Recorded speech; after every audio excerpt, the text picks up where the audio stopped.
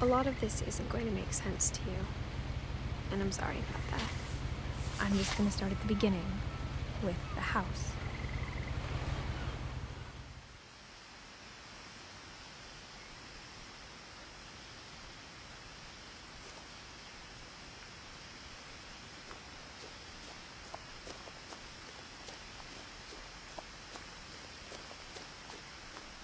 I lived here until I was 11, but I wasn't allowed inside half the rooms.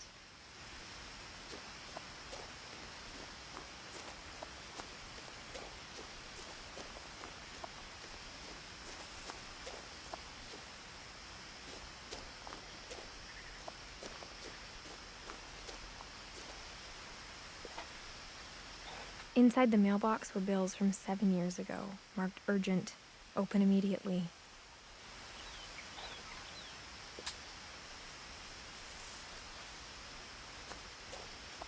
I hadn't been back since my brother Lewis's funeral.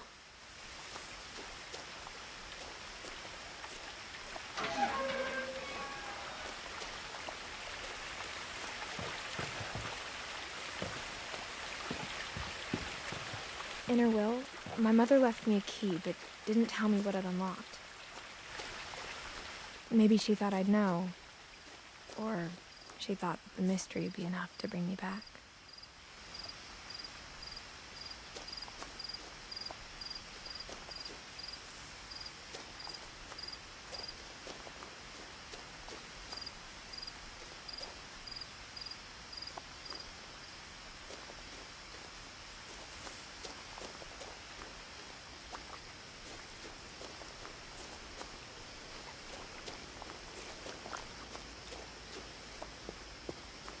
The truth is, even after I inherited the house, I never thought I'd come back to it.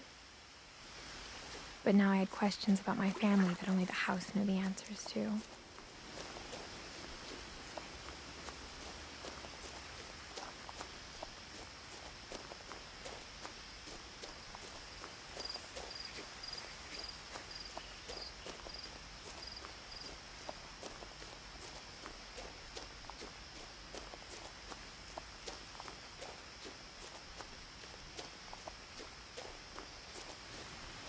No one had driven this way in a long time, but I saw a few hoof prints.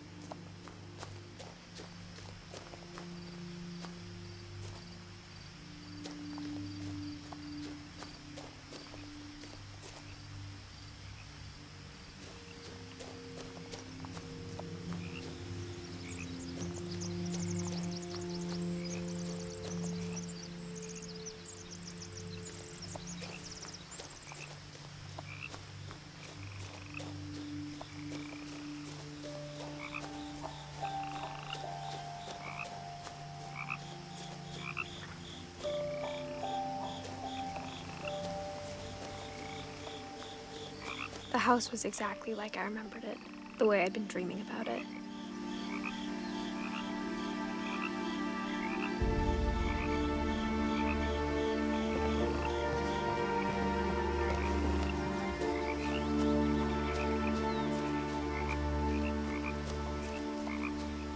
As a child, the house made me uncomfortable in a way I couldn't put into words.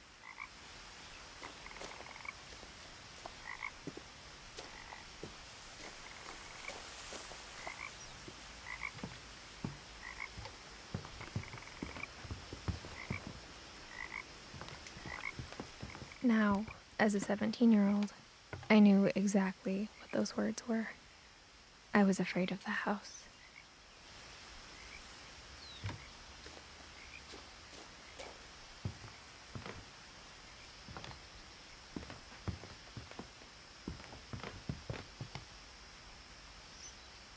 I hoped the key might unlock the front door. It didn't.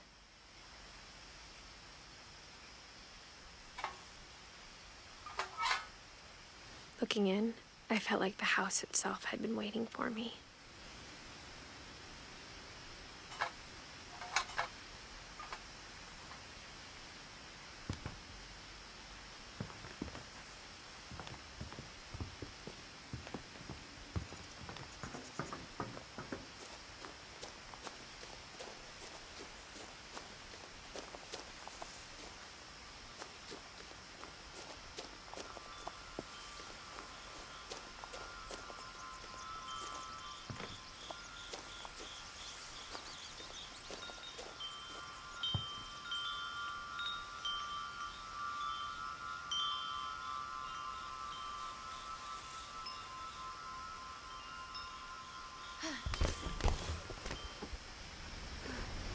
Crawling through the doggy door used to be a lot easier when I was 11.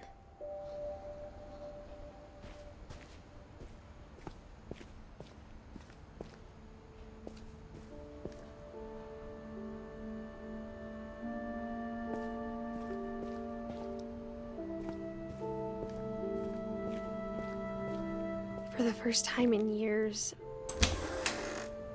I felt like I was home.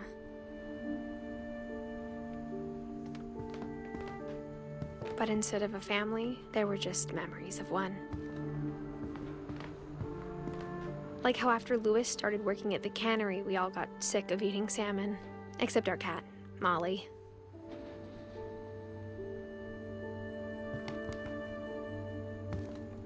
Or how only one restaurant would deliver to our house, so we had Chinese a lot.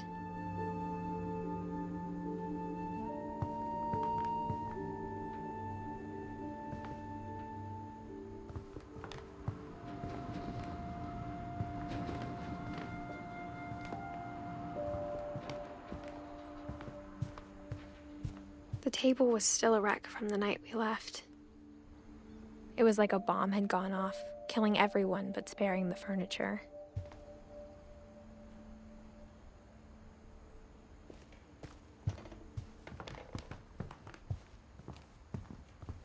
My mom was the only one of us who could imagine Great-Grandma Edie living in a nursing home.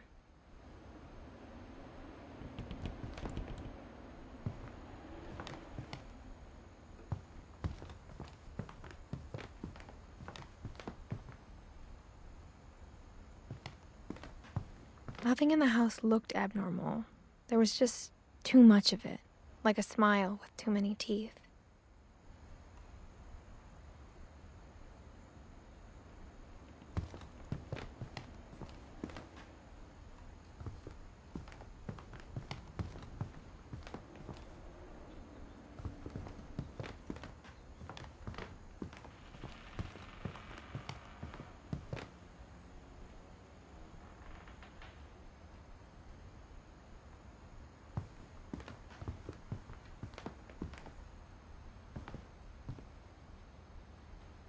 Mom always told me to stay out of the basement, so I wasn't too surprised when the key didn't fit.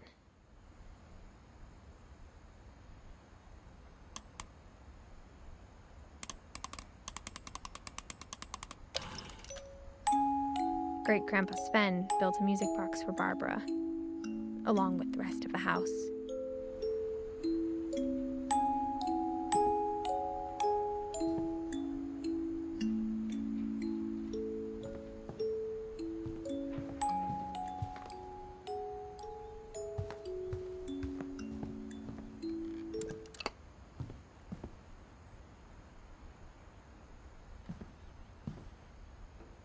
My mom wasn't much of an optimist, but she never stopped believing that my brother Milton was alive.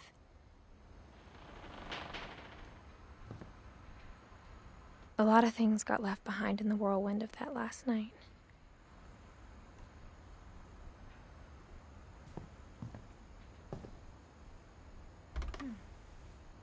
Edie told me once that every Finch who ever lived is buried somewhere in the library.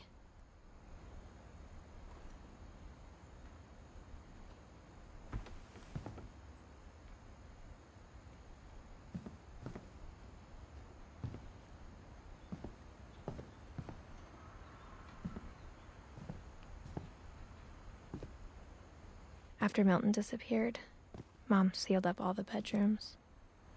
Then Edie retaliated and drilled peepholes.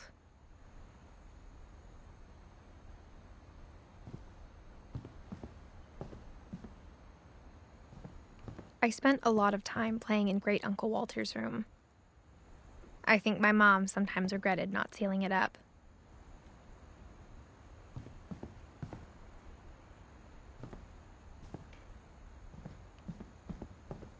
Lewis told me there were secret passages, but I never believed him.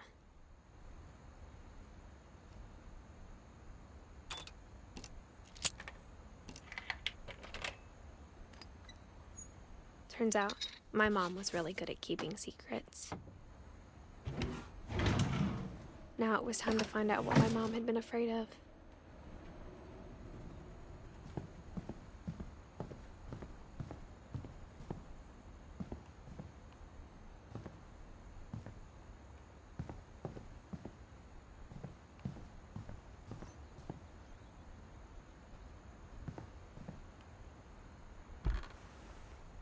The last time I was in Edith Sr.'s room, I was 10 and she was painting my portrait.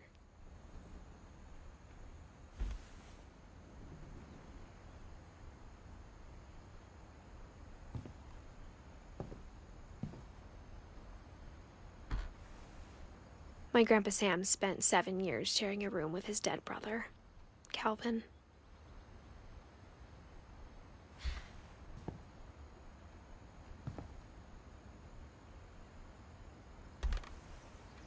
As a kid, I just assumed every house had peepholes and sealed rooms you weren't allowed inside of.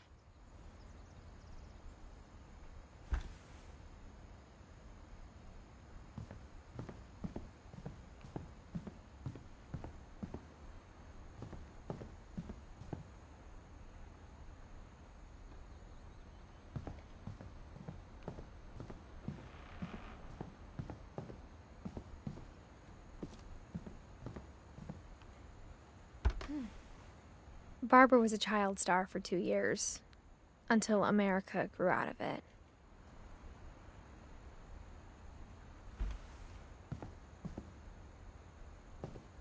Edie's father, Odin, built the original house.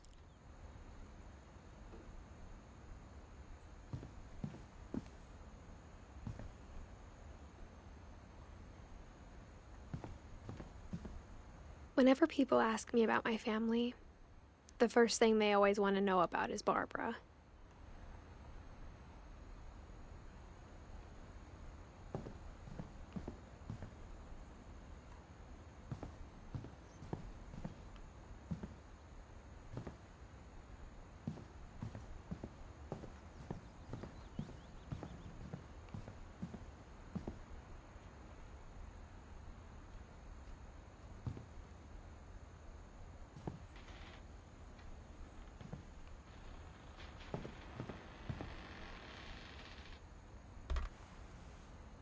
Molly always seemed like a girl I could imagine being friends with, if she hadn't died in 1947.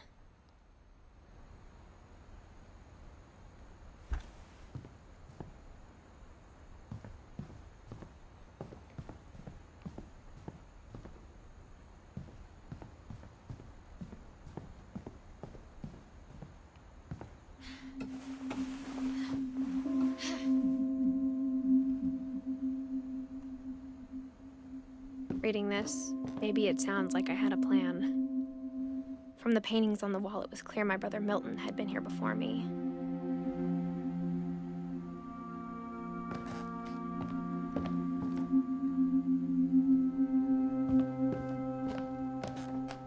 But I had no idea what was behind that door.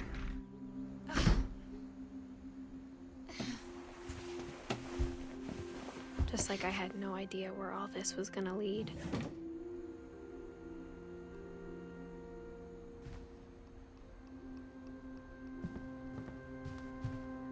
I grew up looking at Molly's room through the peephole.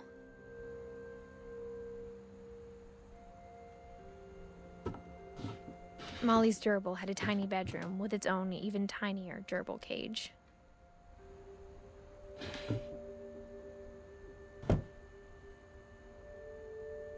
Being inside for the first time, I felt like I'd stepped behind a painting.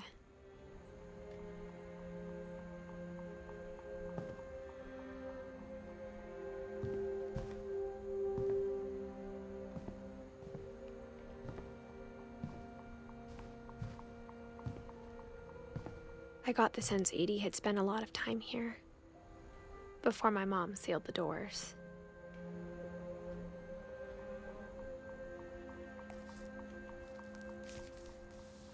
December 13th, 1947.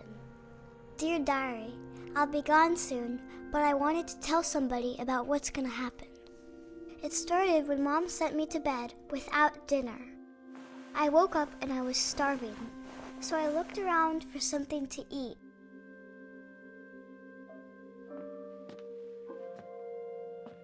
The gerbil food was dry, but I didn't mind it.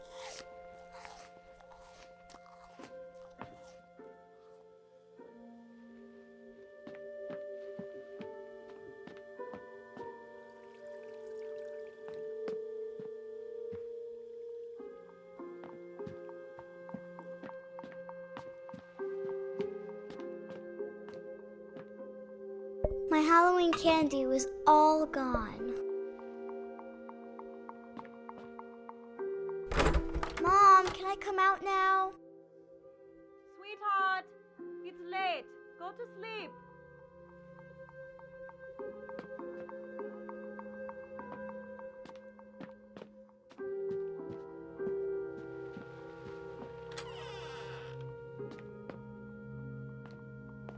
I kept eating and eating.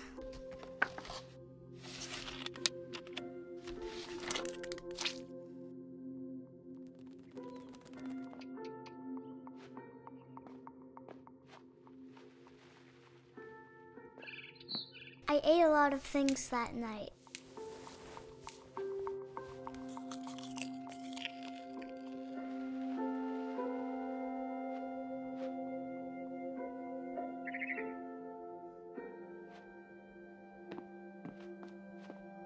Then I heard chirping outside my window.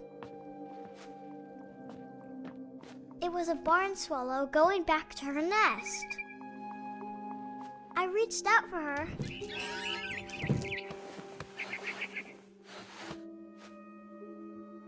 And suddenly, I was a cat.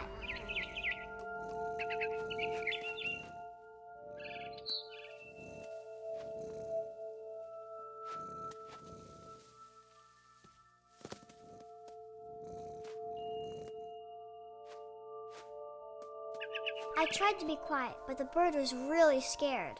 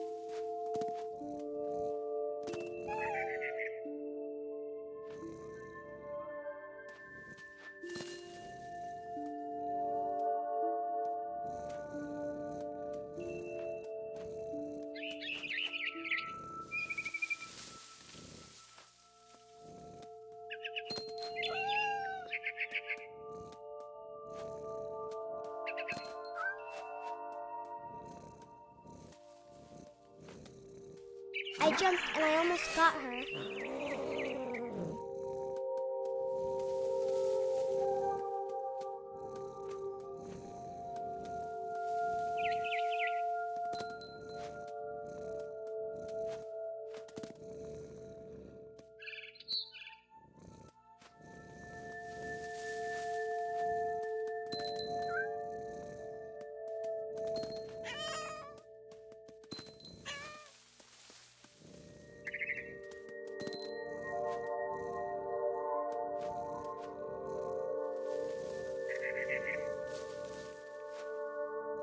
I could tell she was getting really tired.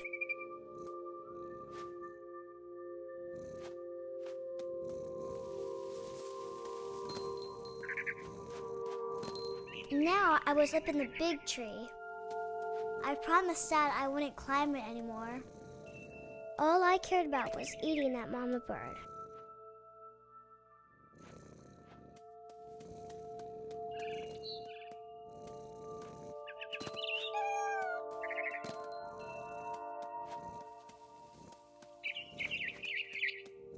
I gobbled her up. And suddenly, I was an owl. First, all I heard was the wind. Then I heard little teeth nibbling in the grass.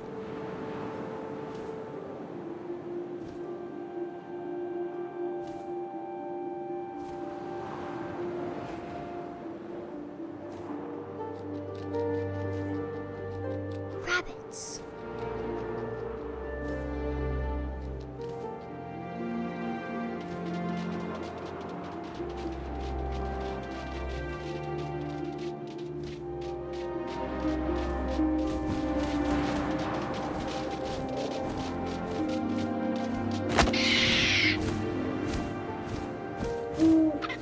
I imagined his face looking up and seeing mine through my talons. I swallowed him up, and I didn't chew one bit. Then I flew off to find something bigger.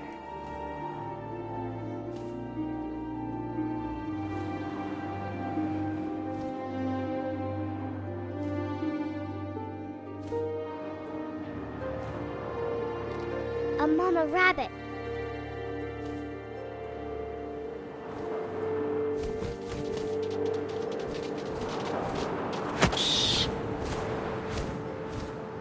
She was almost too big to carry. I started choking, but I couldn't stop eating. And suddenly, I was a shark.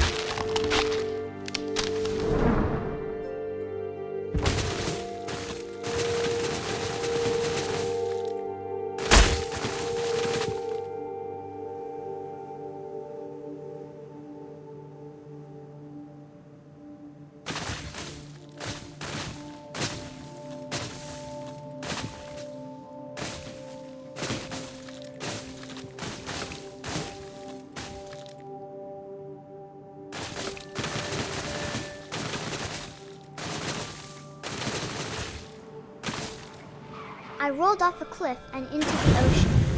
Now, I was hungrier than ever.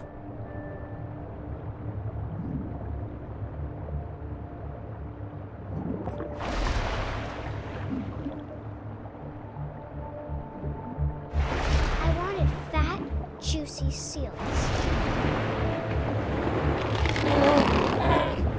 I tore off her flipper, and it tasted really good.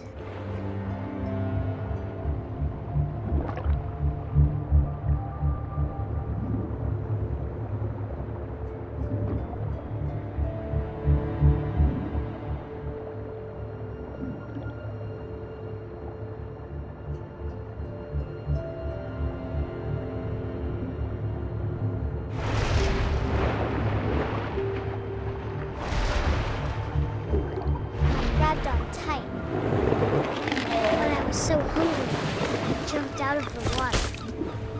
When I opened my eyes, everything had changed.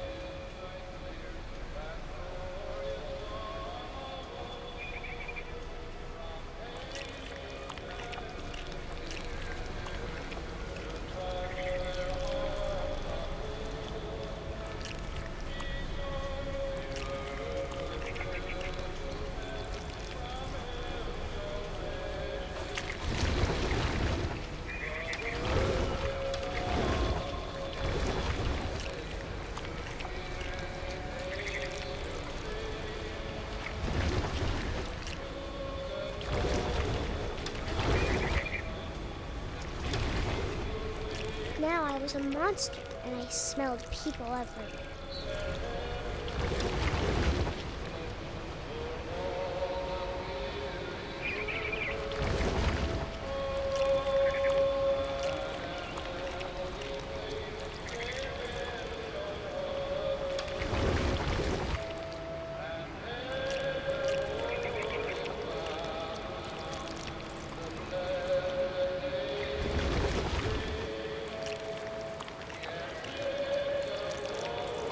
was big, but I moved real quiet.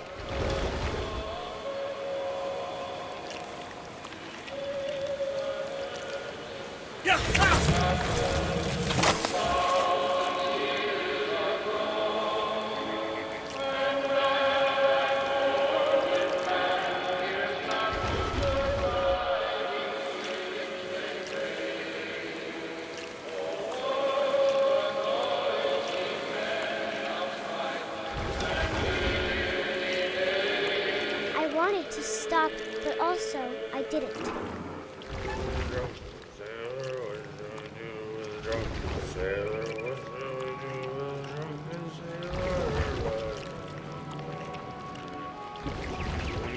Belly with a rusty razor, his belly with a rusty razor, his belly with a rusty razor.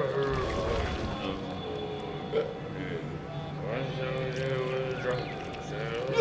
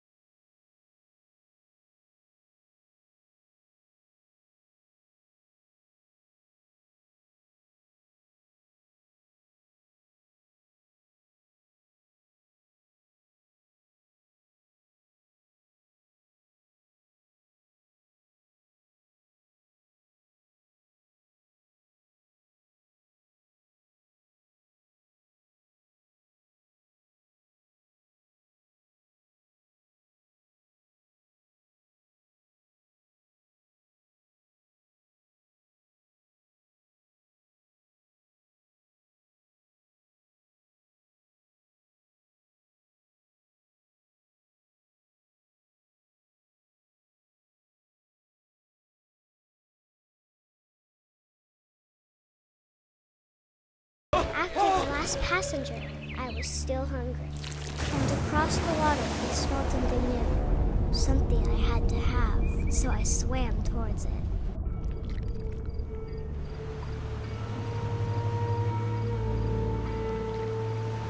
I slithered onto the sand, and the good smell went into an old pipe.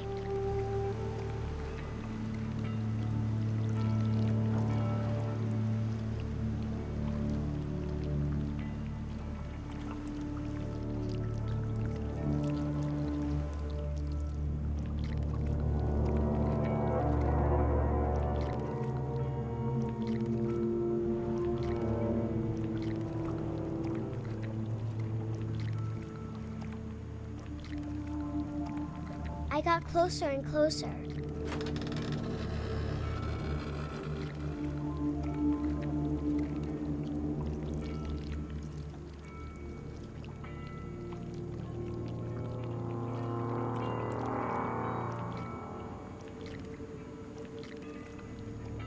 All of my stomach started growling. And suddenly, I was me again. I held my breath for a long time, but I couldn't hear anything. I think it's waiting for me to fall asleep. But it's not going to wait much longer. It needs to feed, and we both know I will be delicious.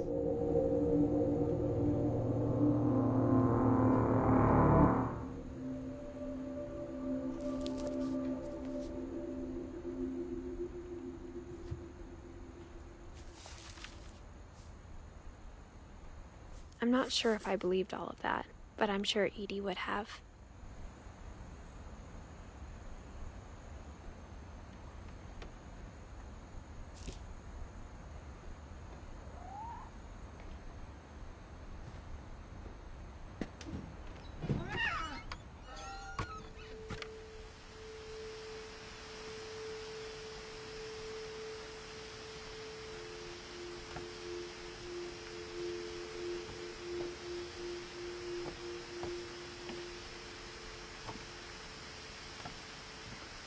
This will be obvious later, but my mom never told me any of these stories. Edie would have, but Mom didn't like bringing up the past. Though, when we adopted a stray kitten, she was the one who named it Molly.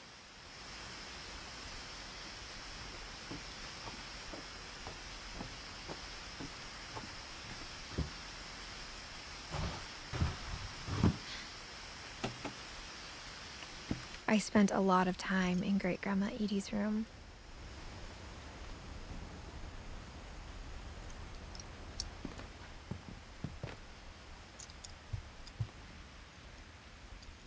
When Edie told people Sven was killed by a dragon, she could also have said he was building a dragon-shaped slide that collapsed. She could have, but she didn't.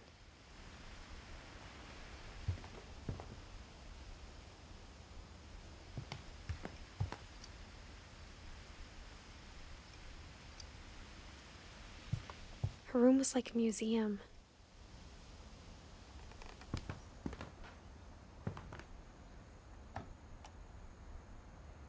For 500 years, the Finches have been famous throughout Norway for their fortune and misfortune.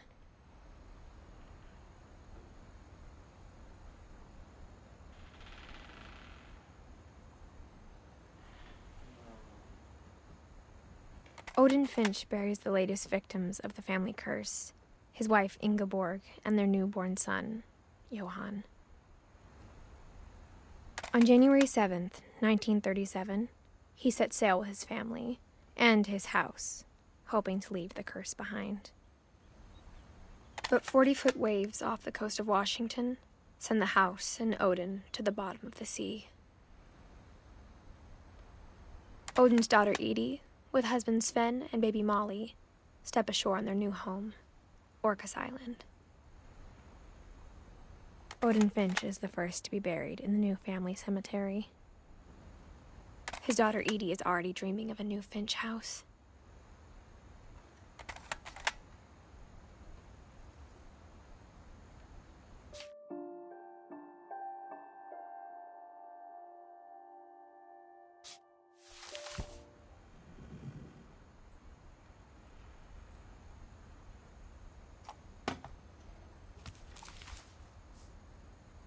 Whatever's wrong with this family, it goes back a long ways.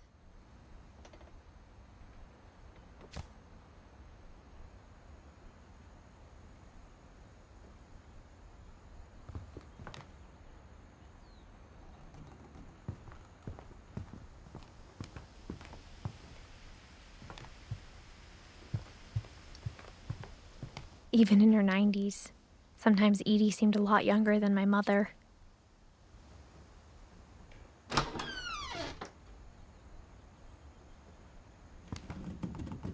The only trace Grandpa Sam's first wife Kay left on the house was the pink bathroom.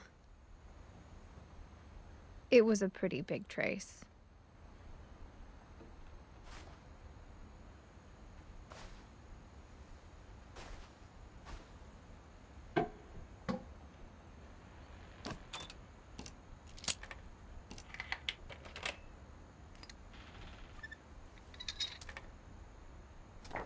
There's a secret in this bathroom.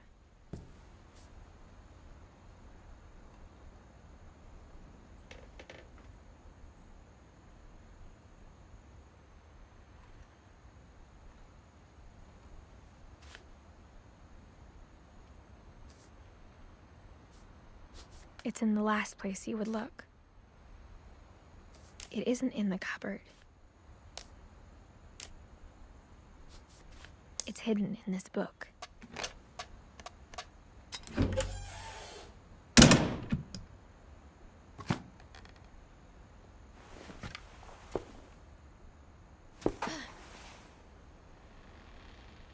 Sven gave Sam an old camera he'd refurbished. He never put it down.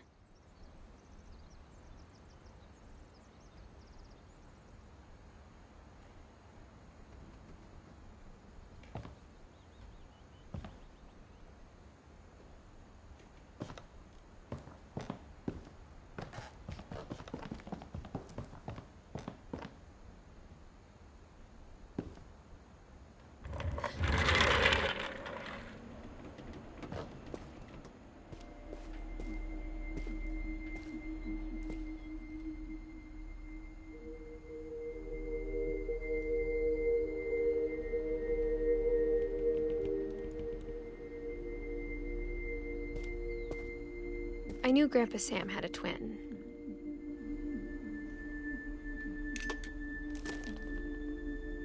And that he never talked about him.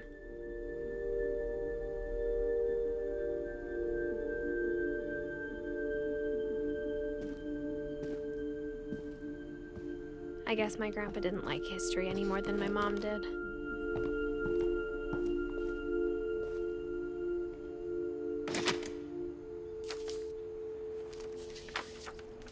How I Want to Remember My Brother by Sam Finch. The thing I remember is that when he made up his mind, that was it. My brother said he'd die before he ate another mushroom, and he did. At Barbara's funeral, we swore we'd never be afraid again, and he wasn't. I think Calvin always wanted to fly.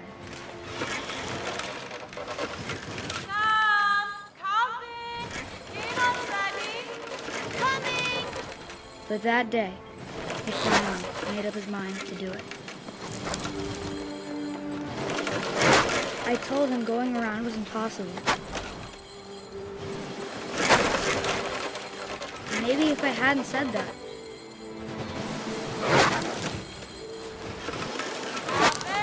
I'm not gonna tell you again! or maybe if the wind hadn't picked up,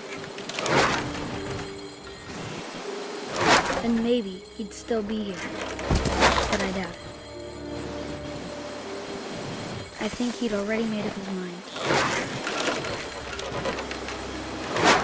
That's what I want to remember about my brother.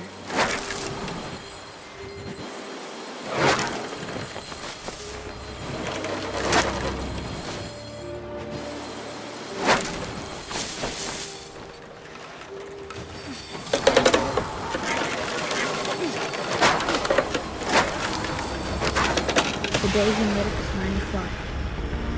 And he did.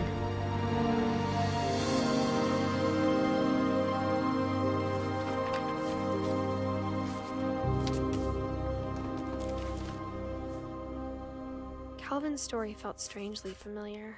When I was younger, I remember trying to do the exact same thing.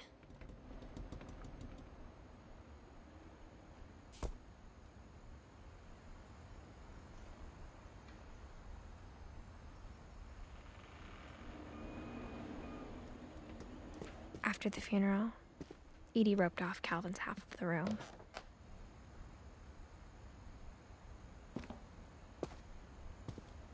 Mom said Grandpa Sam enlisted at 18 and never set foot in the room again.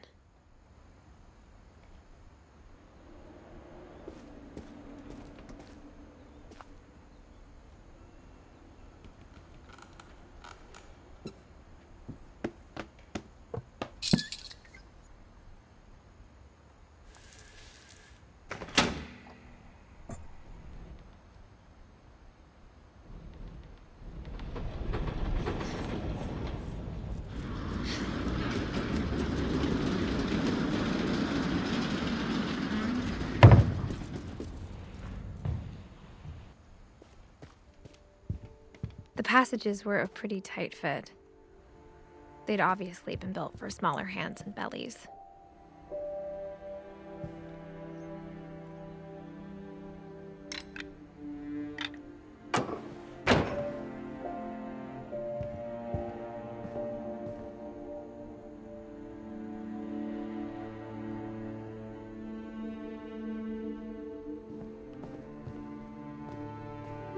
Mom must have locked the third floor stairs on the night we left.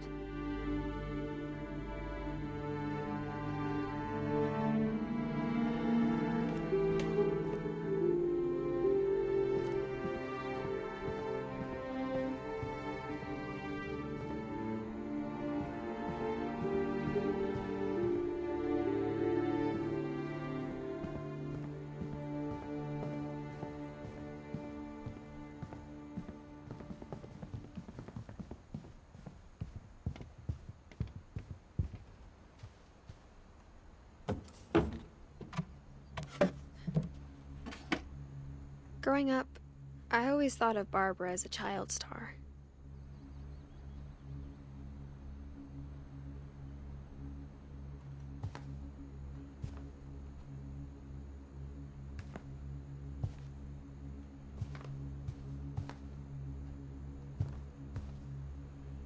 I never thought about how hard it must have been for her afterwards.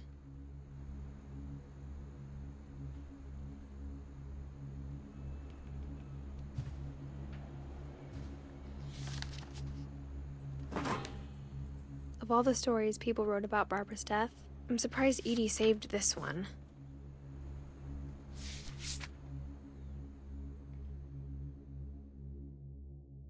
Old Jack here with another ghastly tale inspired by America's most unfortunate family.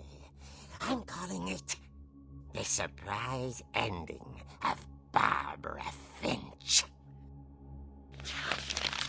As a child star, Barbara was famous for her scream.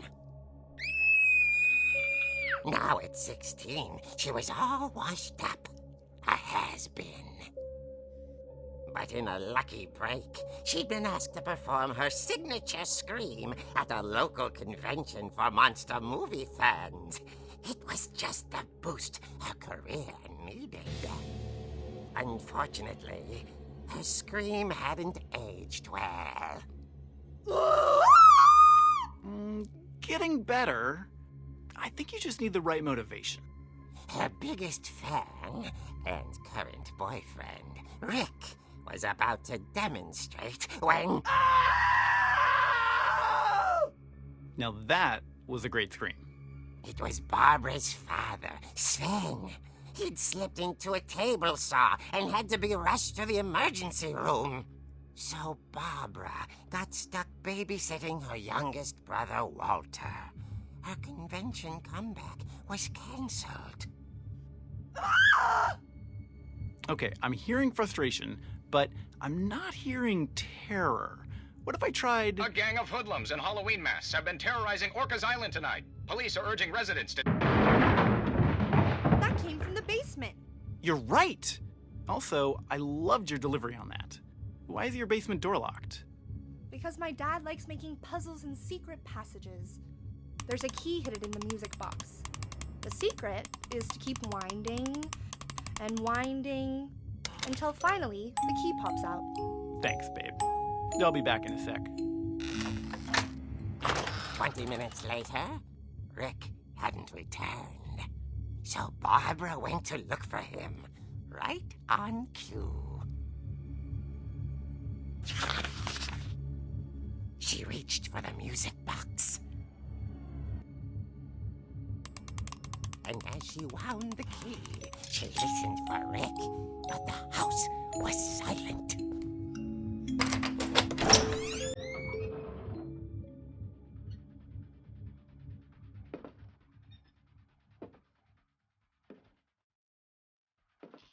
She found Rick's crutch and imagined the worst.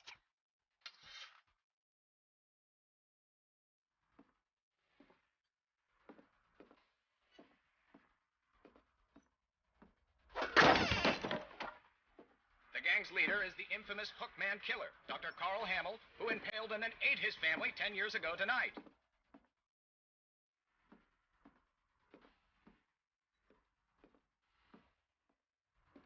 The old fridge rattled and grew still. Oh dear!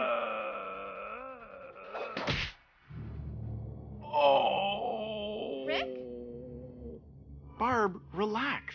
I was just trying to scare you to help you find your scream. Well, I'm not scared, Rick. I'm furious. Then act furious. All I'm getting from you now is that you're hurt and confused and you're... She threw him out, but she kept a little something to remember him by.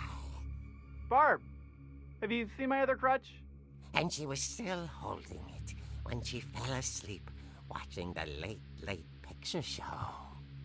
Hours later... Barbara! Walter, what's going on up there? Okay, I'm coming up, but if this is a trick, you're dead, Walter.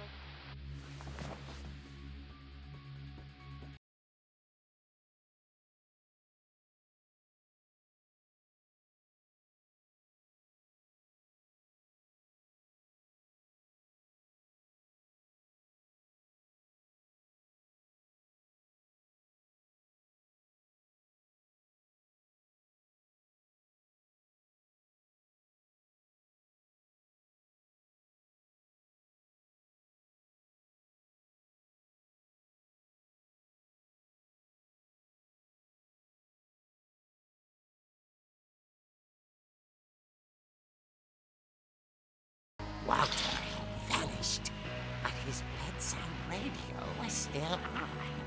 Orcas Island police describe the man as 6 feet tall, with a steel hook for a hand.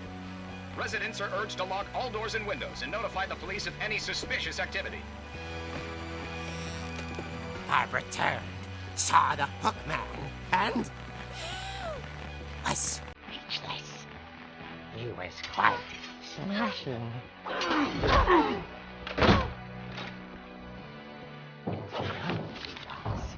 He couldn't get enough of Barbara. Okay, Barbara, there's gotta be another way out of here.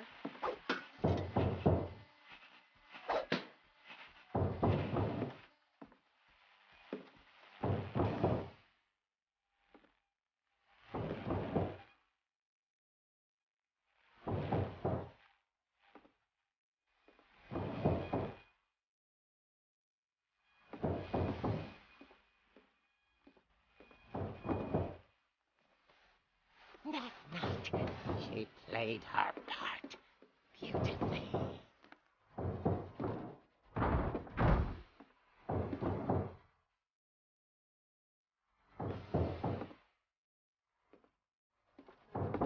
She thought about abandoning Walter, but just couldn't do it.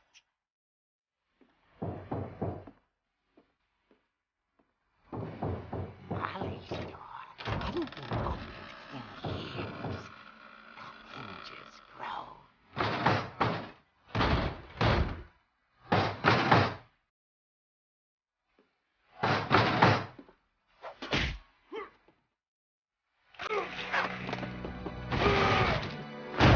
He wasn't moving, but she sensed the story might not be over yet.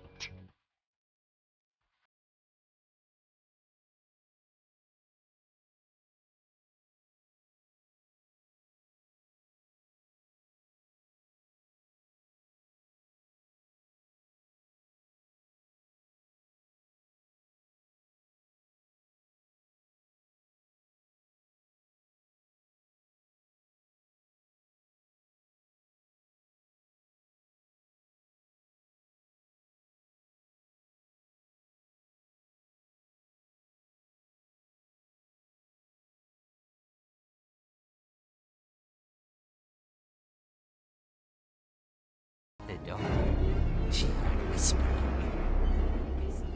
It was coming from inside the house.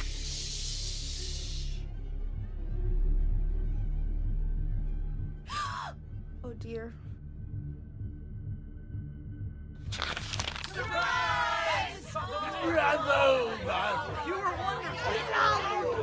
monsters had come to surprise her. For Barbara, it was a dream come true. Then she saw what kind of monsters they were, and she realized what was about to happen. She was going to be famous.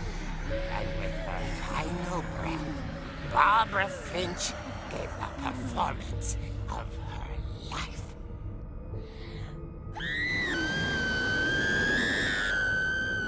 I wasn't there myself, but I hear Barbara was magnificent.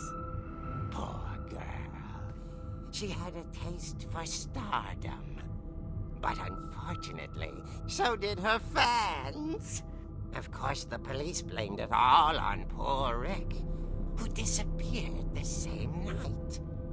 And little Walter? Hiding under his bed the whole time.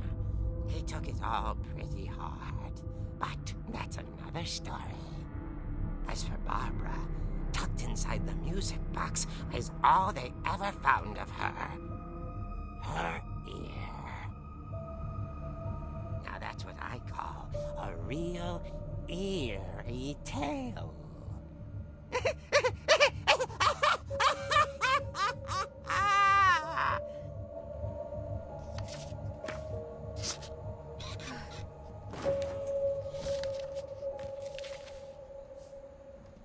Edie told me all Barbara wanted was to be remembered, as absurd as that comic was. Maybe what Edie saw was a happy ending.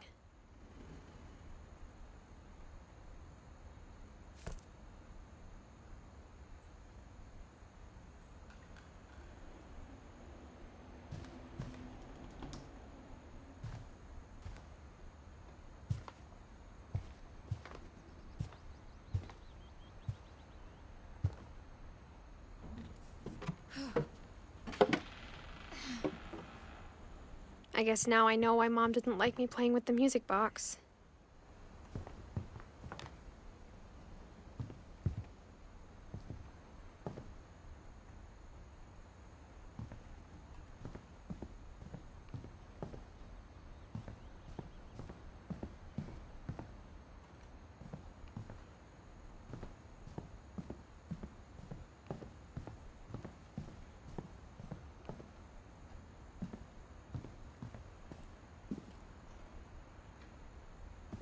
It's funny.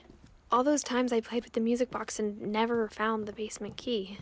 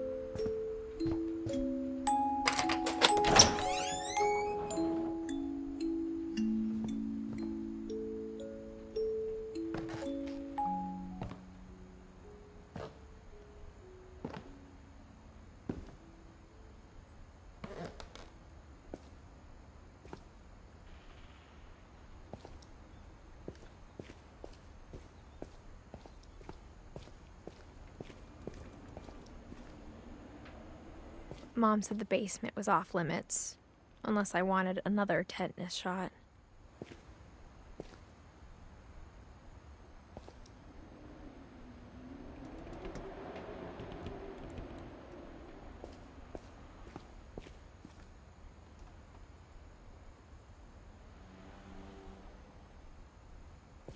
I saw Edie sneak down to the basement once, carrying packages. I thought maybe she was hiding presents.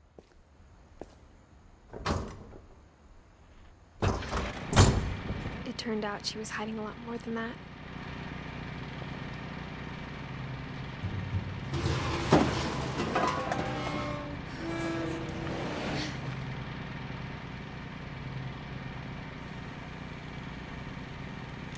I remember asking Mom once about where Walter had gone. She said after Barbara died, he got as far away as he could.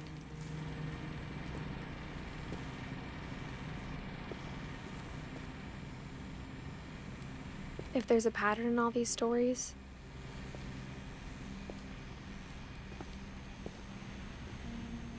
I think it's that none of us has gotten very far.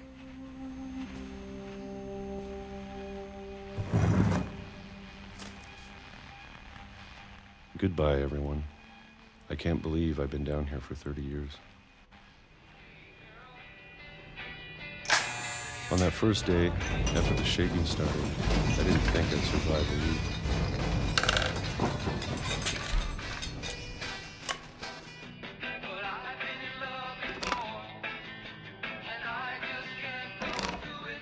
But after a few days, I settled into a routine. That's what kept me sane. Having a schedule, living for today. I always expected to be dead tomorrow. But if you wait long enough, you get used to anything.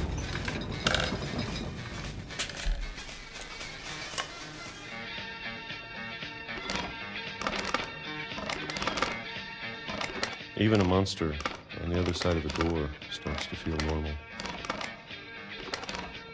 Almost friendly.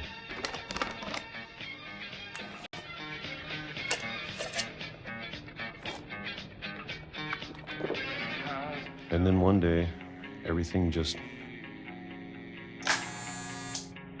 stopped. Whatever that thing was, it was gone.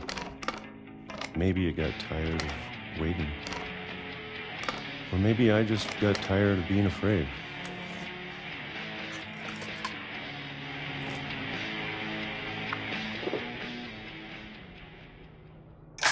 been a week now, the longest in 30 years. I'm done waiting. I have to leave while I still can.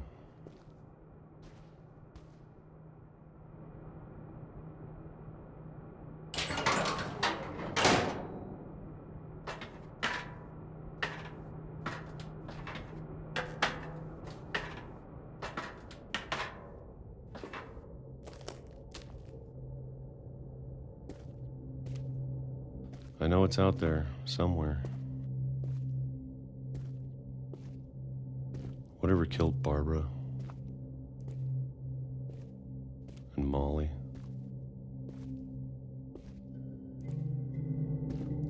And Calvin.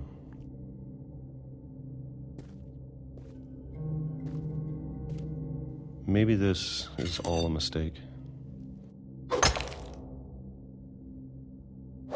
But I need to stop living the same day, even if it kills me.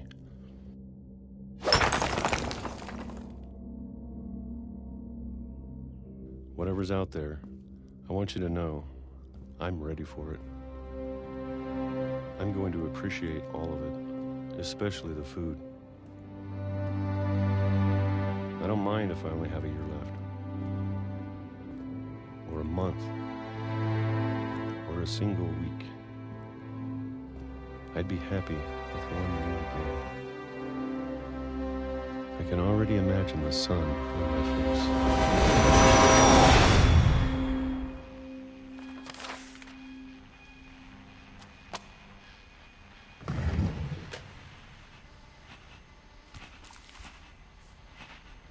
Walter died when I was 6.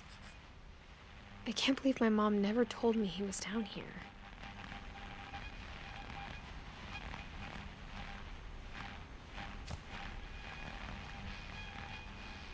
I'm sure my mom was trying to protect me.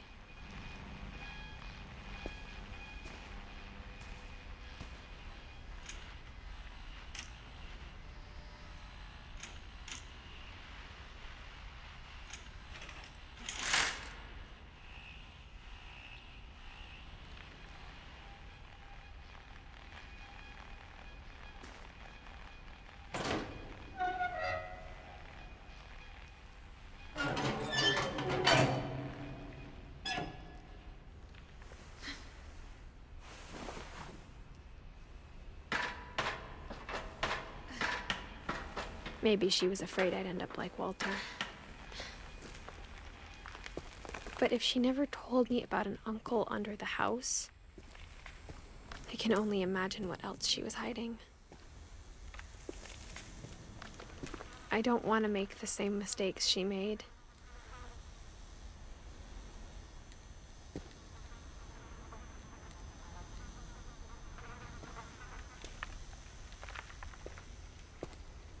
Trying to bury something that's still alive.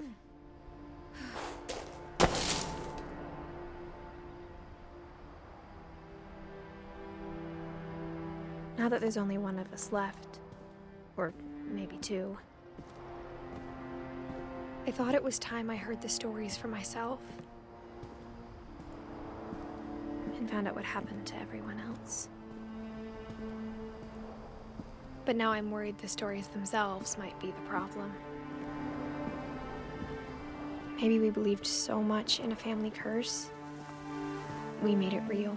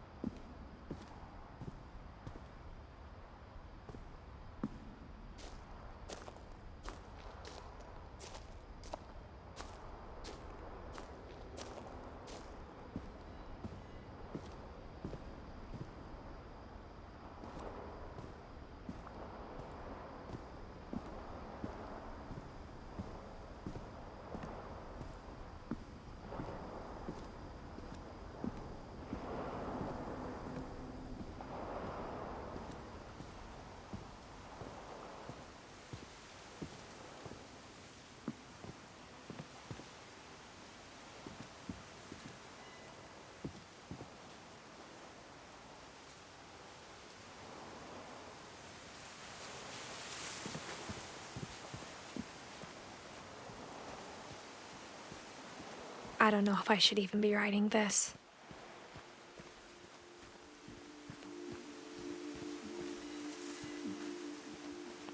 Maybe it'd be better if all this just died with me.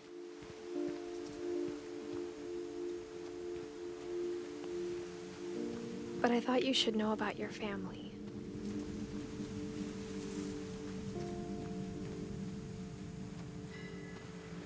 And the history you're a part of. Though to be honest, I feel as lost as you probably do right now.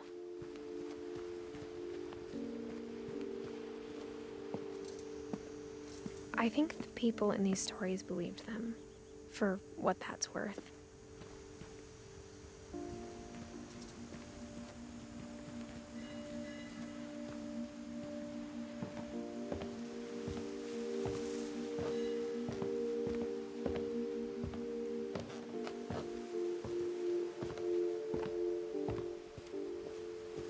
And when you look at the house, that history of imagination and stubbornness and madness, any of it seems possible.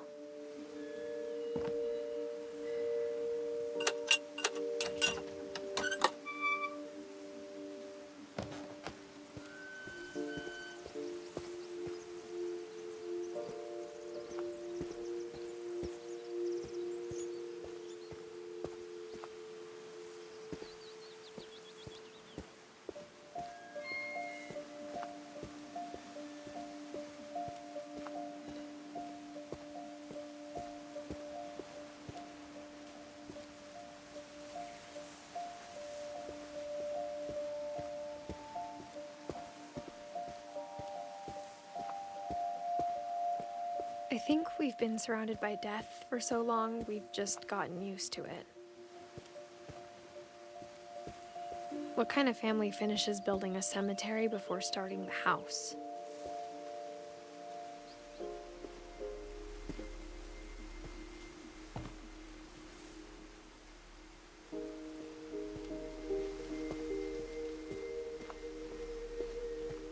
It's embarrassing for me to admit this, but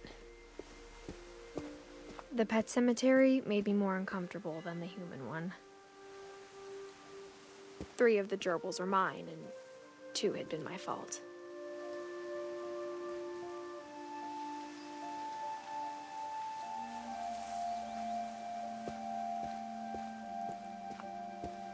Sven built the house, but it was Edie who designed the cemetery.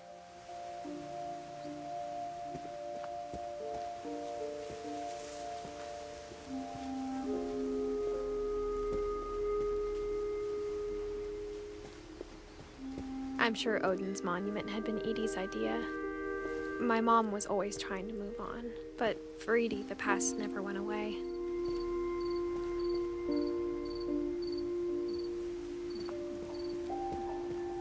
She could see it poking out of the water at low tide.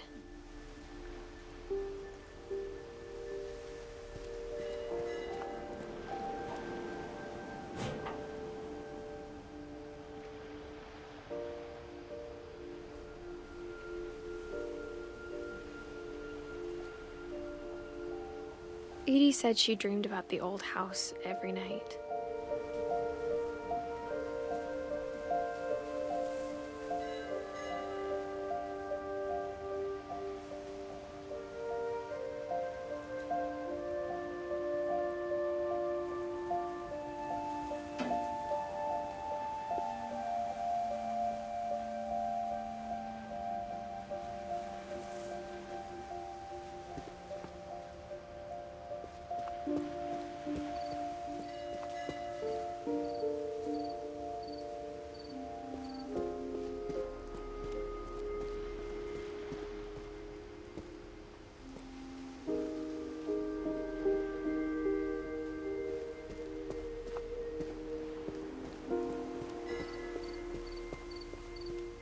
Edie's side was always easier for me to understand.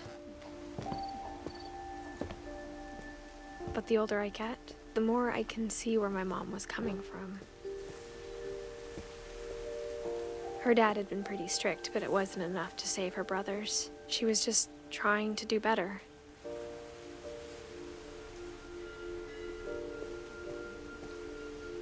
She lost 2 of her brothers, just like I did.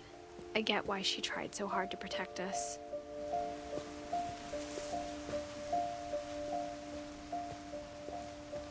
There's so many things I wish I could ask my mom now. Part of me thinks this is what she wanted all along. For me to come back someday and find everything out for myself.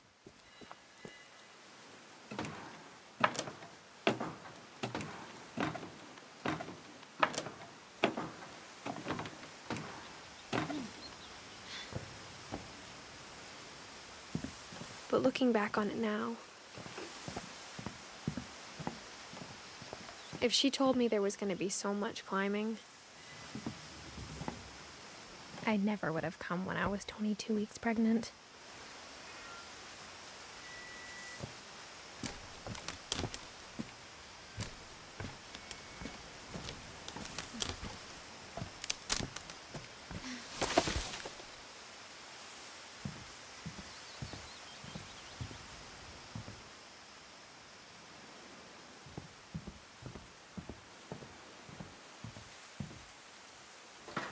I never met Grandpa Sam, but I think he and my mom had a lot in common.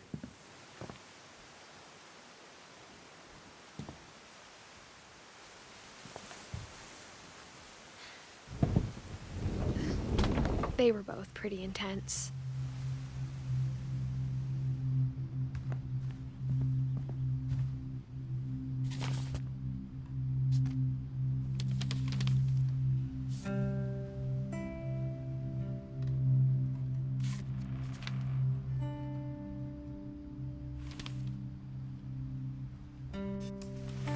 Dawn, I promise, you'll never forget this weekend. Yes, sir. These memories are gonna last a lifetime. Am I gonna have to shoot anything? It's a hunting trip, Dawn. Shooting is strongly encouraged.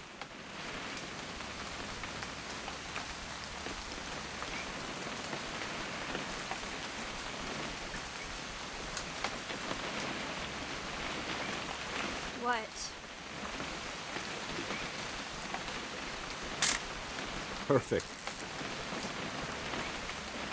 It's gonna rain the whole weekend, isn't it?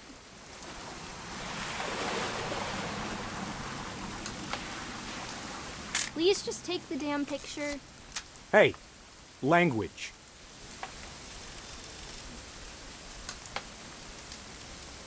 I will never forget this weekend, Dad. That's the spirit. Okay, got it. I'm gonna take some pictures, okay? Just be careful. That camera's older than you are.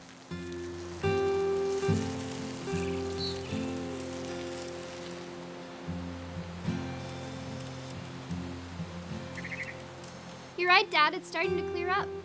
It's still freezing, though.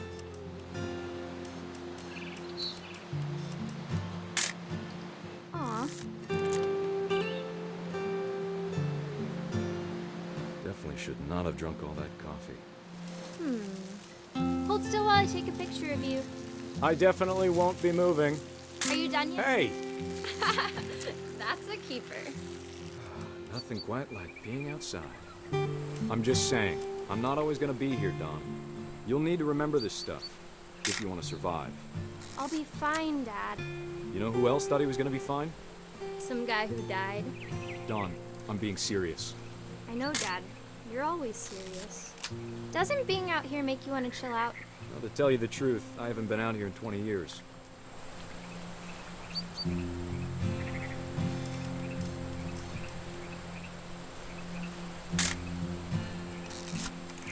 Last time I was with my brother Calvin.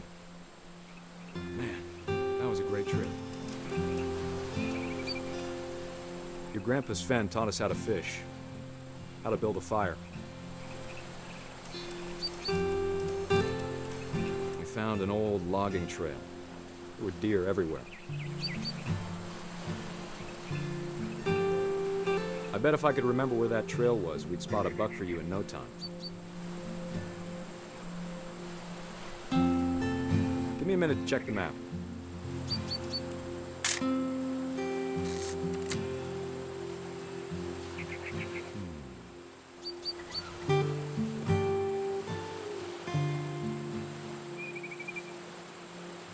Let's see. Dad! Good eyes, Dawn. Before you take the shot, let me get a picture of you.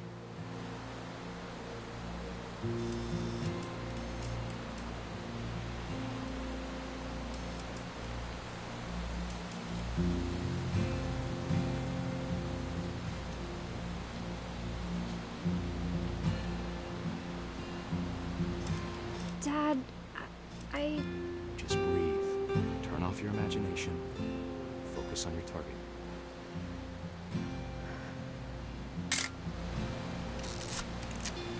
Let me get behind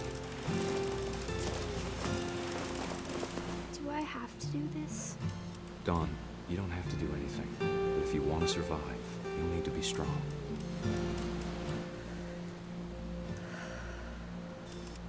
Now keep yourself squared up, elbows down, like we practiced. Whenever you're ready. Great shot, Dawn!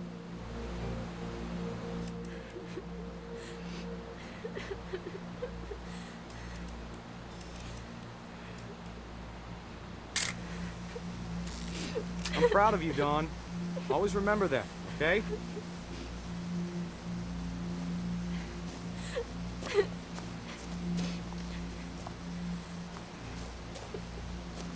Sorry, Dawn. Just gotta reset the timer.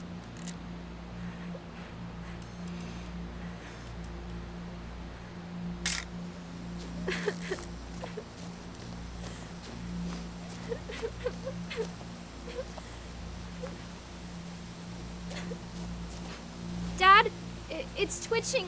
I think That's it's totally normal, Dawn. Just focus on the camera. Try not to think about... Dad!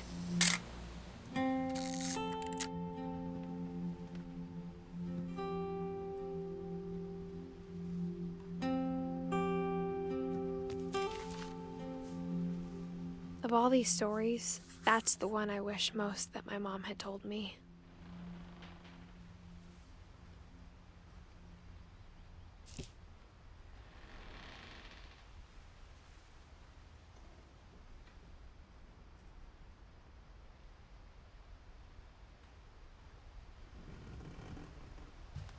Sam spent his life shooting photos, but Mom said he got nervous being in front of the camera. I guess we're all afraid of something.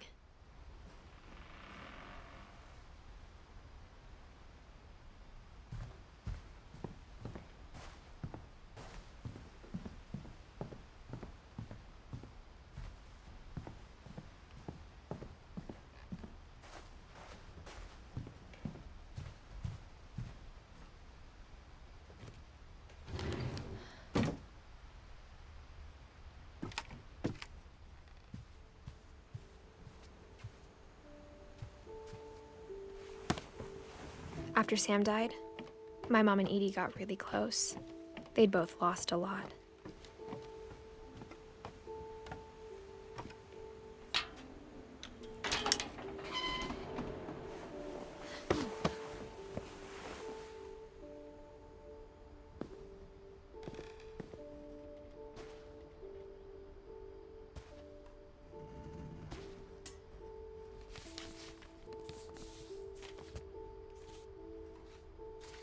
Dear Kay, do you remember the way Gregory used to laugh when he thought he was alone? Like something funny was happening, but only he could see it.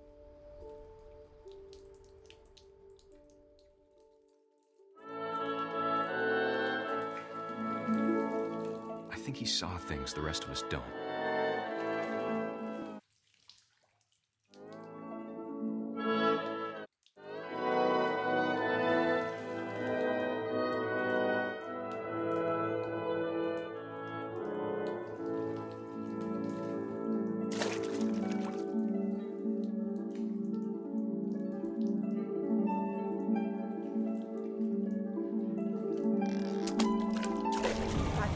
Gregory, it's time to... Hold on, sweetie. Hello? Sam, I told you I don't want to talk right now. I wonder what he saw.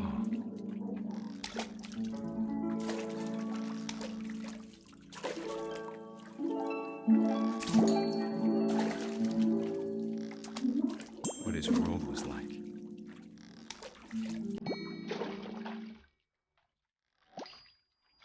He reminded me so much of Calvin. Lost in his imagination.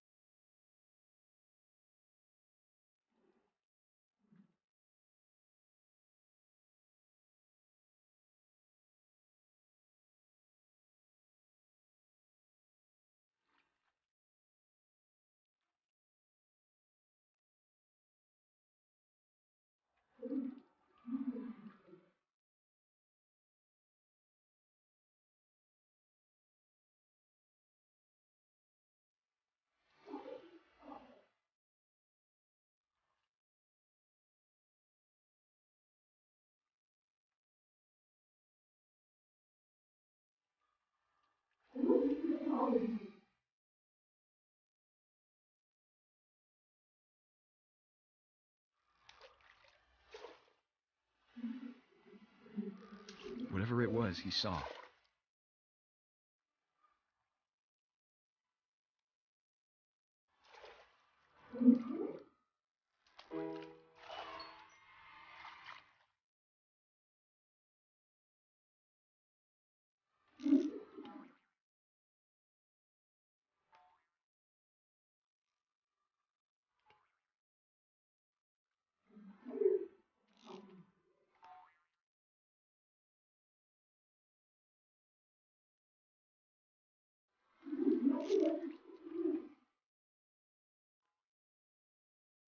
It sure made him happy.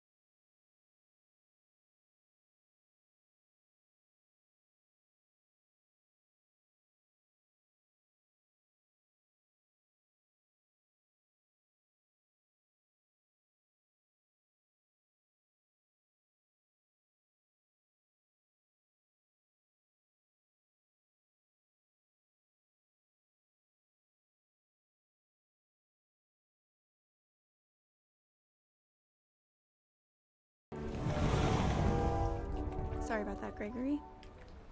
I know you did everything you could. Maybe if I hadn't called that night. Damn it. Hold on, I don't want Gregory to hear this.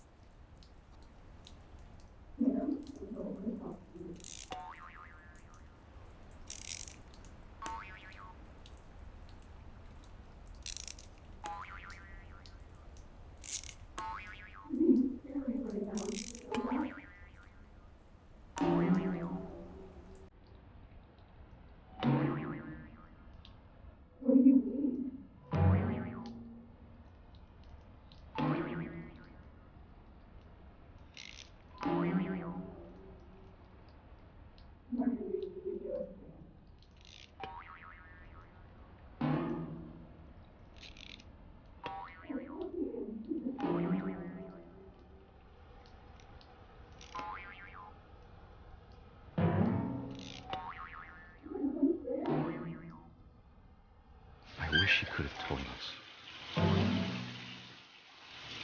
about the world he saw.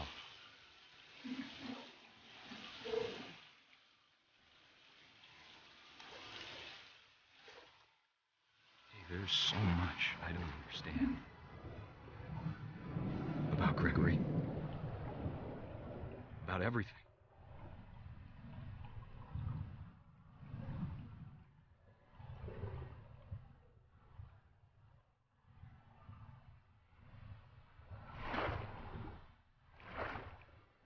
But I know what happened wasn't your fault.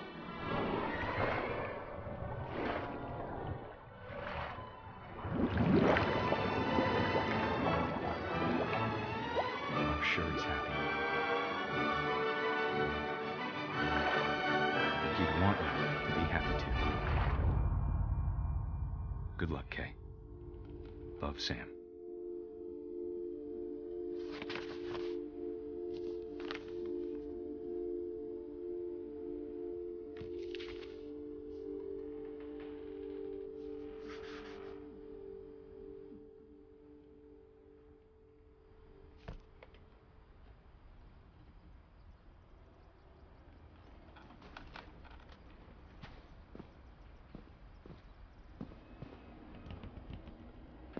I can't imagine my mom ever writing poetry, and yet...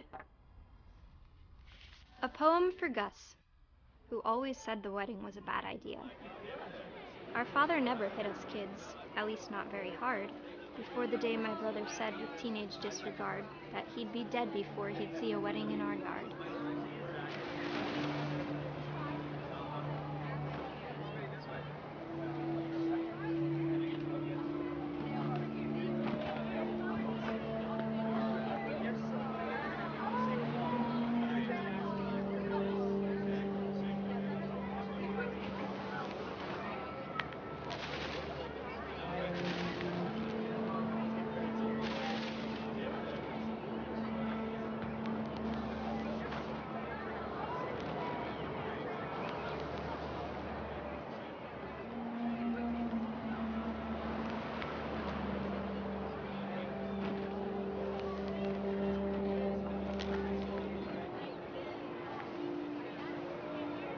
My father made him come, of course, but Gus stood far apart, just flew his kite and bottled up the storm inside his heart.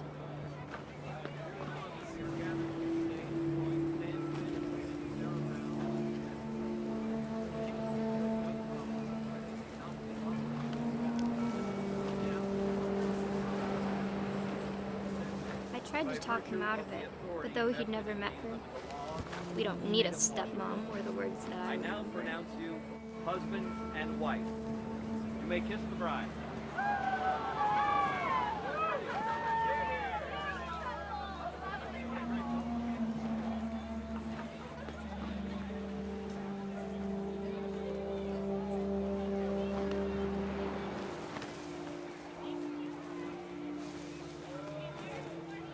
When the time for photos came, Dad ordered him to come here. But Gus declined, and as a sign held up his middle finger.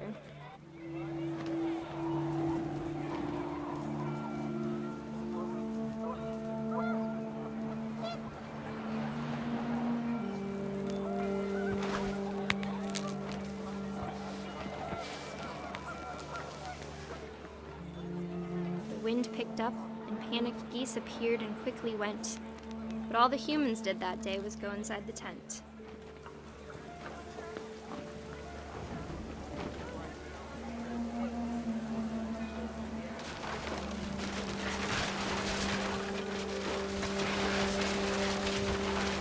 The rain came down in buckets then, but no one seemed afraid that nature might destroy the tent our dad had crudely made.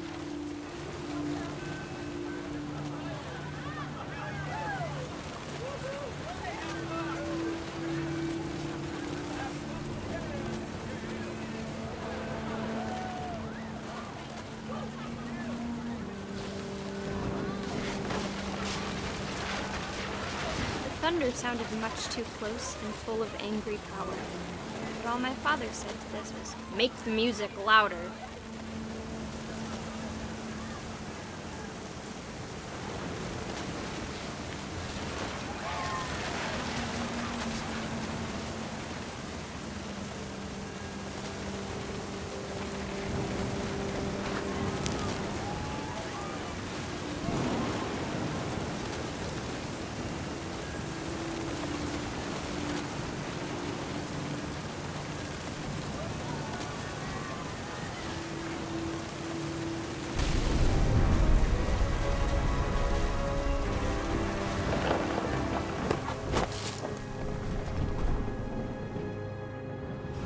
I wish that I could truly say I thought about you on that day.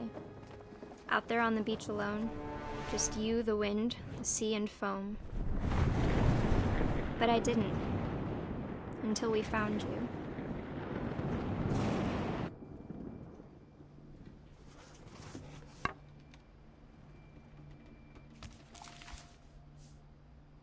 She never talked about him, but Mom told me once if I was a boy, they were going to name me Gus.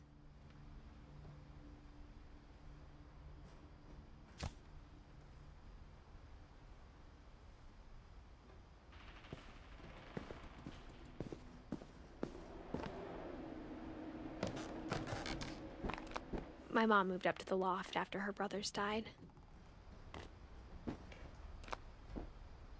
At the time, it was as far away as she could get.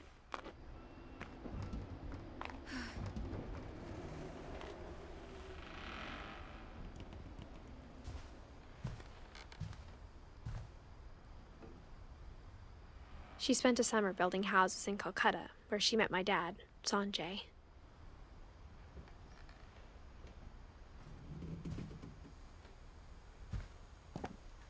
Religion was another thing my mom never talked about, but I think it helped her a lot after her dad died.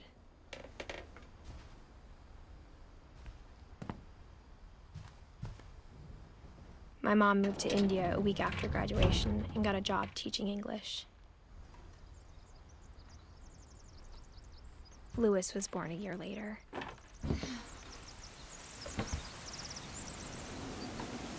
When my dad died, I don't think Mom knew where else to go. I'm sure Edie was happy to have her back.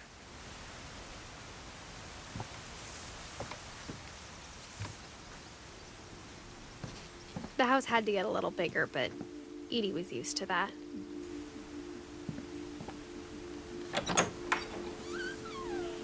And for a while, things were good. Almost normal.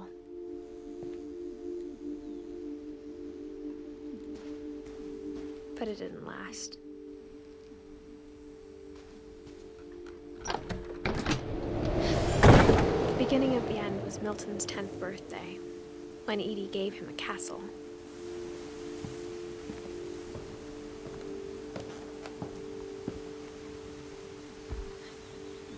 After Milton disappeared, the only thing he left behind was a room full of paintings.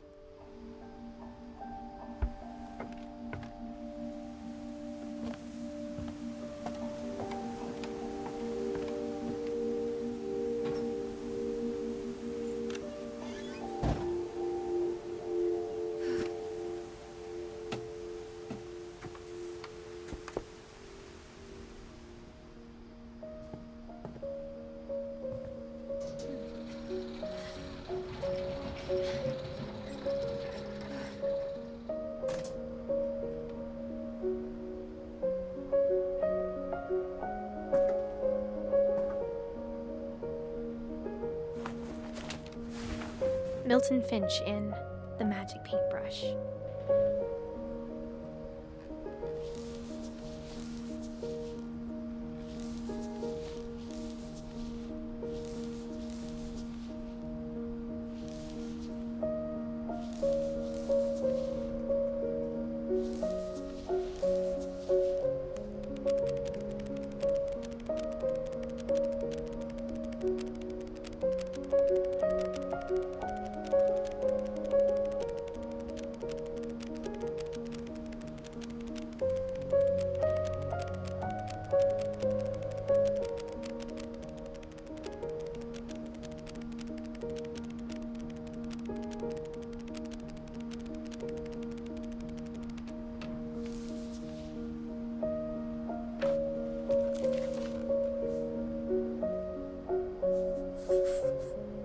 I was 4 when Milton disappeared.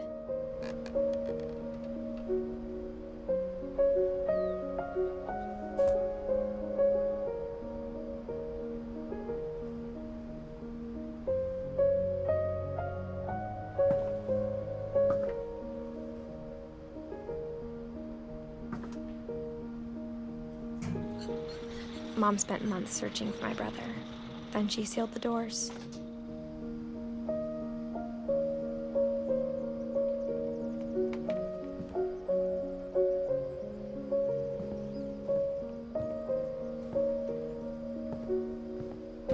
Whatever Milton had found in the house, Mom didn't want it getting out.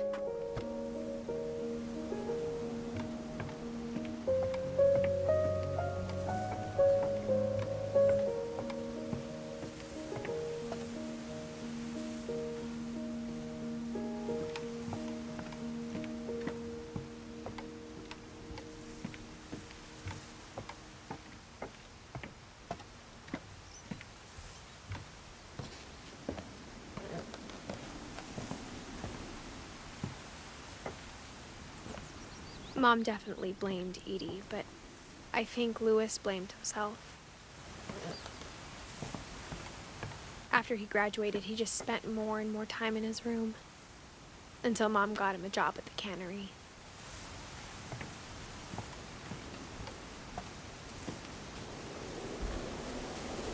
Everyone always told me to stay out of Louis's room, except Louis.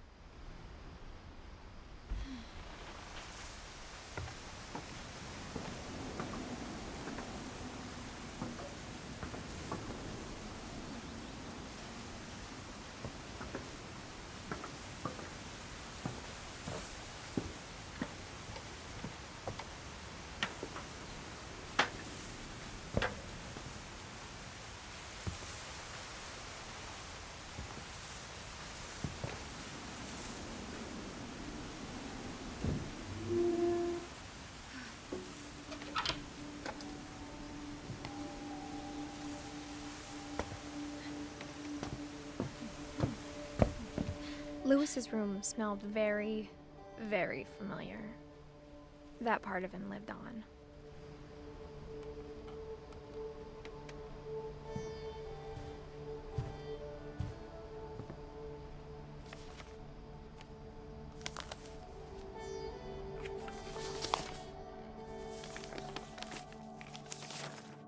Dear Mrs. Finch, as Louis's psychiatrist, I can understand your desire for an explanation. As I see it, the trouble began in January, shortly after we convinced your son to seek treatment for substance abuse. Newly sober, I believe Louis first noticed the monotony of his daily life.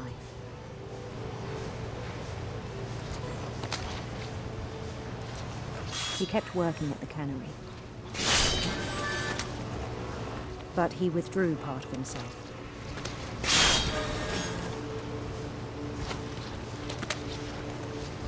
In our sessions, I saw the same behavior. His mind began to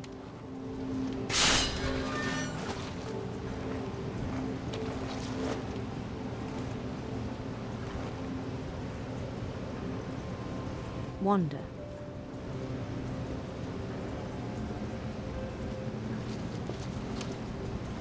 I asked him to describe it.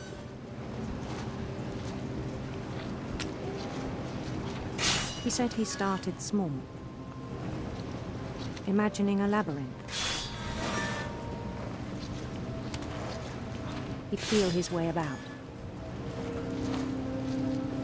Then something moved. Bats.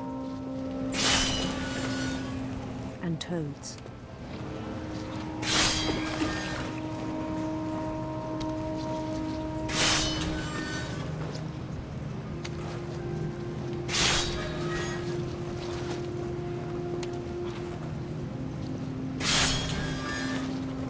Things that have not names.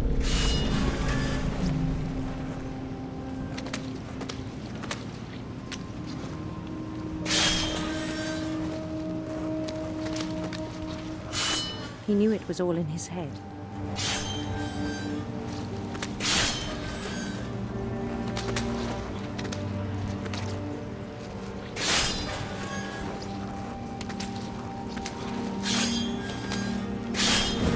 He took it very seriously.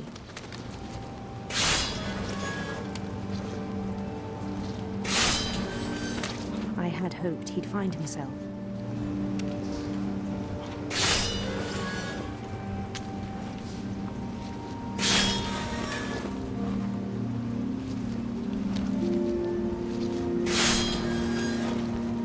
But he found something more. I worried about him then. Daydreaming at the cannery. I spoke with his boss. But he said Louis had become a model employee. Methodical, tireless, focused.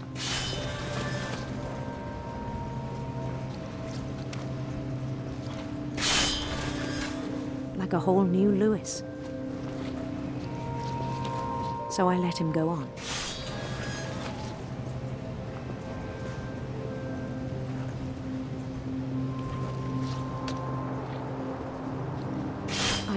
encouraged him.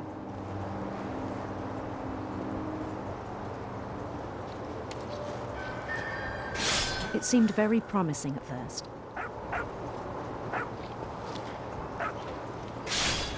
He told me he'd made a new friend.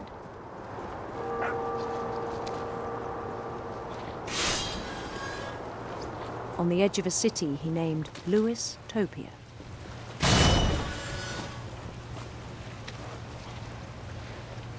He built the city up slowly, brick by brick. Then he made musicians.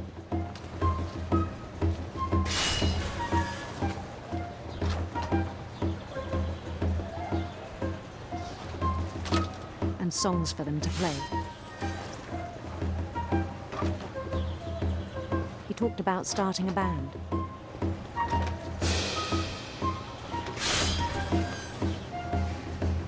And he was always humming something. Every day his imagination grew stronger.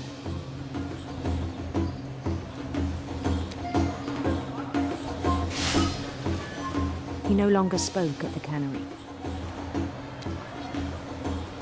But his chopping was as reliable as ever. Then one day it struck him that all the cheering crowds, even the stones under his feet, were all in his imagination, so he could do whatever he wished.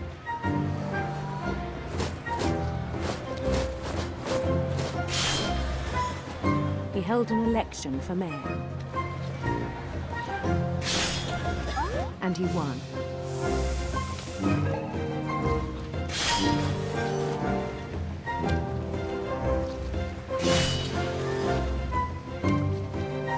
They begged him to stay, but his mind was already wandering.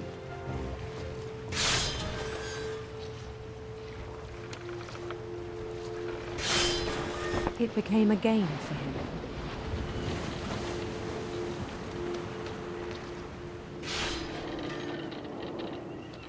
He'd conquer a city, then immediately push on.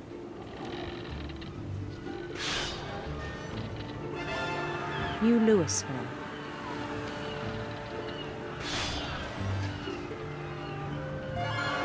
St. Louis.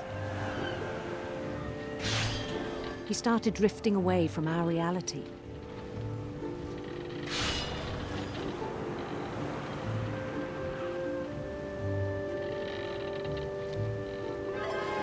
Minneapolis. Until one day he forgot to go home from the cannery. Even as his mother pleaded with him, part of Louis kept sailing on.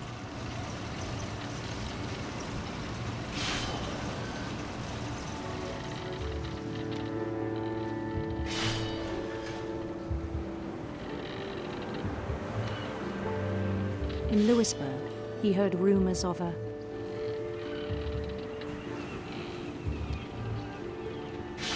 handsome queen.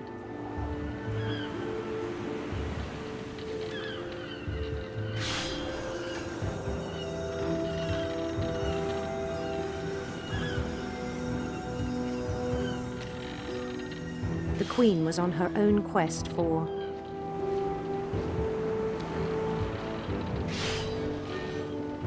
radiant rainbows.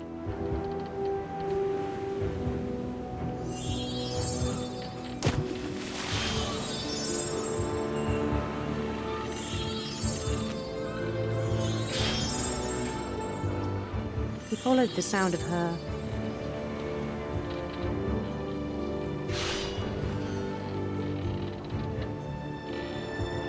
silver harp.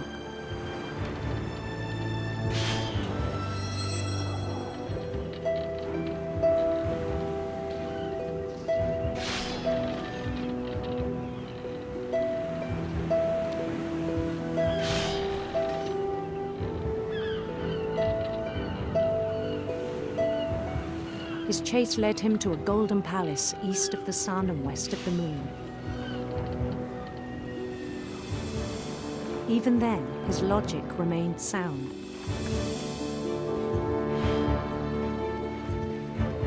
He knew the world was all in his imagination.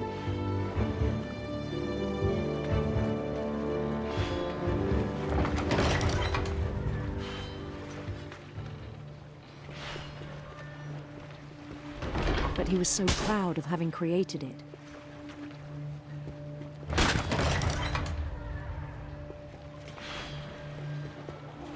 In his own eyes, he'd become something greater than a king.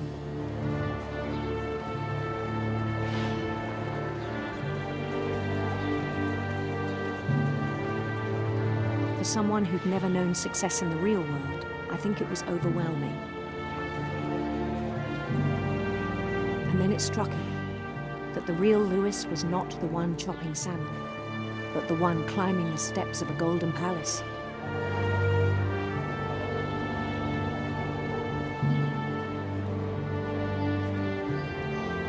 My imagination is as real as my body, he told me. It was hard to argue with him.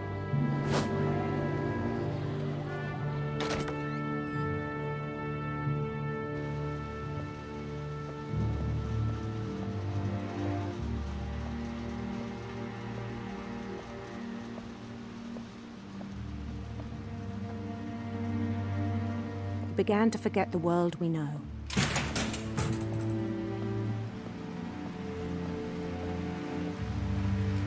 I think it pained him to remember Lewis, the cannery worker.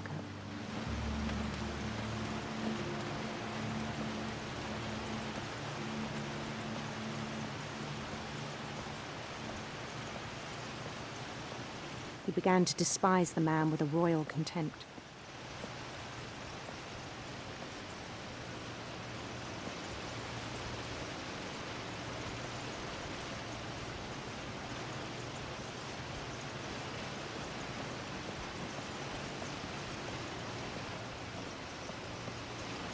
I still thought I could save him. Even after he said he was being crowned king over all the lands of wonder. The palace would be packed with his companions.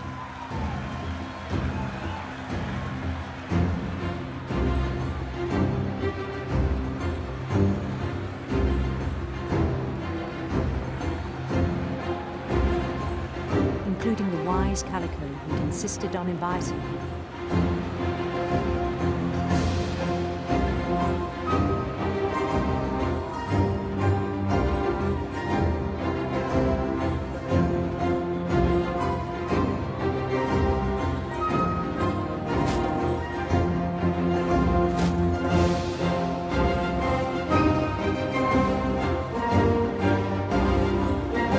His queen waited, holding his crown.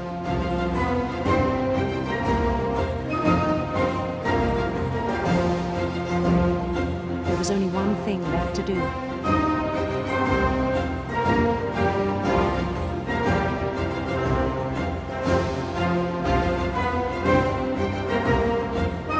Bend down his head.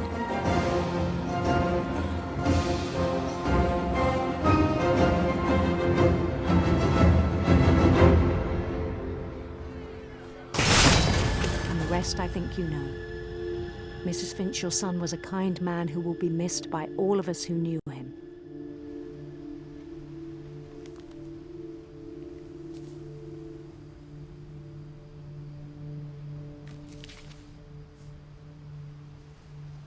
My brother was really cool. I wish you could have met him.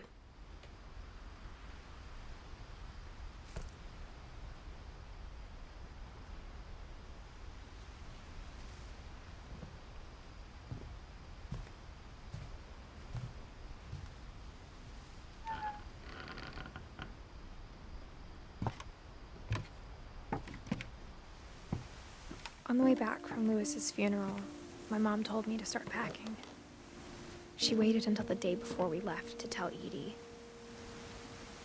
I'm not sure if she wanted to make it easier or harder.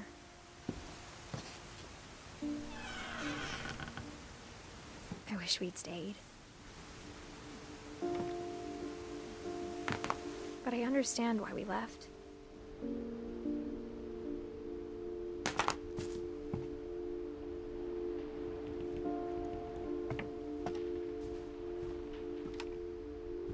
My mom ended up leaving everything behind.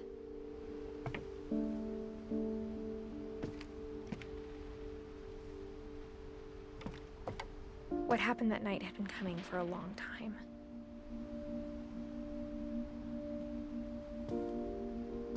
Maybe it should have come sooner.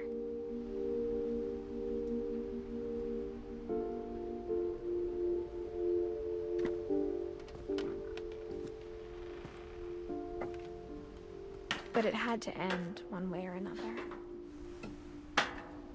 All that's left now is to tell you about that last night.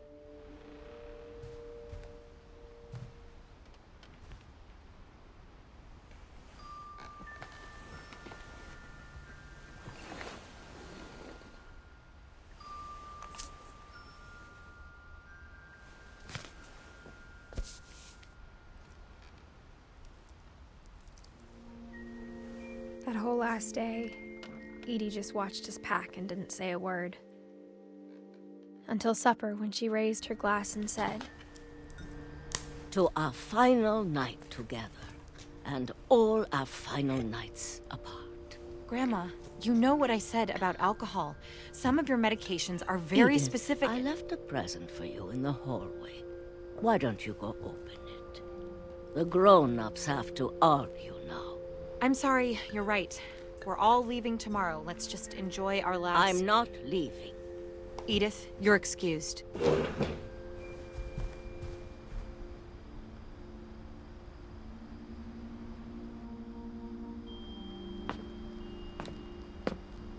The power had been shut off that morning, but Edie always had plenty of candles. When my mom sealed the library, I don't think she knew about the other entrance. Or that Edie had a key to it.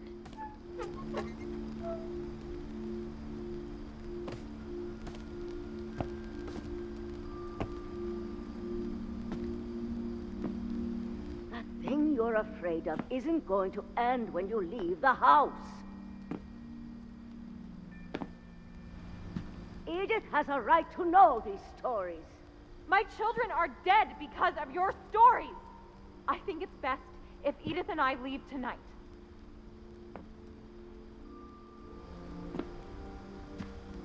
We'll have the nursing home send a van for you in the morning, okay?